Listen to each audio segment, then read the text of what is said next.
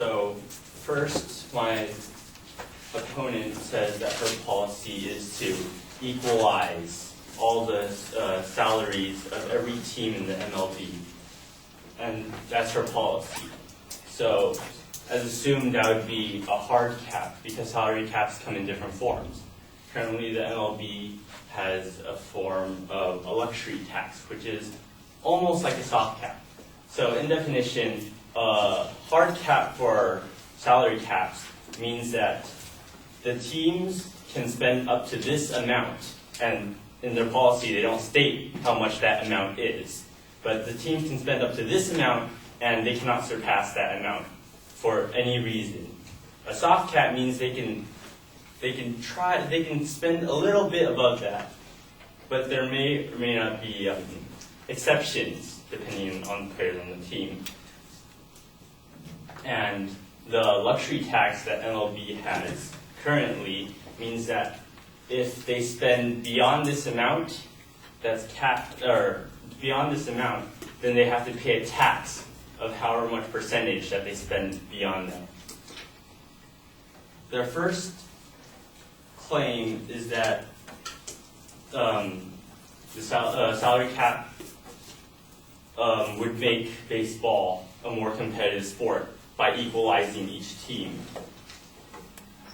However, my main claim is that teams with low salary caps have been competitive. In 2008, with the second lowest payroll in all of baseball, the Tampa Bay Rays made it to the World Series in 2010 and 2011. They made it to the playoffs, edging out the Boston Red Sox, who spent $100 million in free agents. So, in the last 10 years, low payroll teams like Florida Marlins and the Arizona Diamondbacks have won the World Series. And many of these low salary teams compete because they manage to spend wisely. In December 2011, the San Diego Padres, Matt Ladas, a Padres starting pitcher earning $450K, was essential in keeping the Padres competitive in 2010, and his 2.3 era third best, with his 2.3 era third best in the National League. Also, David Price of the Tampa Bay Rays, the starting pitcher, earning $2 million in comparison, has only an average, in comparison to average $4.5 million of a starting pitcher, helped the Rays into 2 AL pennants. So their starting pitcher is earning $2.5 million less, but is still helping their team get into the AL pennants of baseball.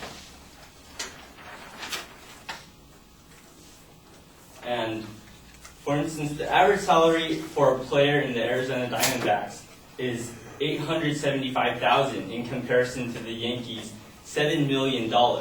But in 2011, the Arizona Diamondbacks went as far in the playoffs as the Yankees while saving $150 million. So this shows that even though these lower tier teams have less of less amount of money to spend on their teams, they are still competitive. My second supporting claim is that the MLB has been more competitive than the NFL and the NBA, and both of those leagues have salary caps. The NBA has a soft cap and the NFL has a hard cap.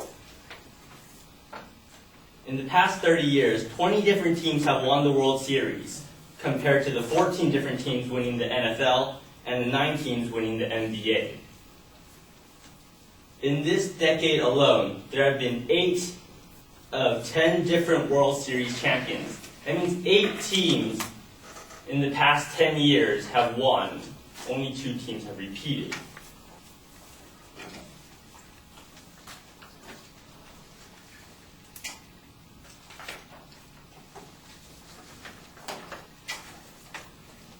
The affirmative also claims that the salary cap would distribute money evenly, allowing small teams a chance to sign big-name players and thus increasing the fairness in the MLB.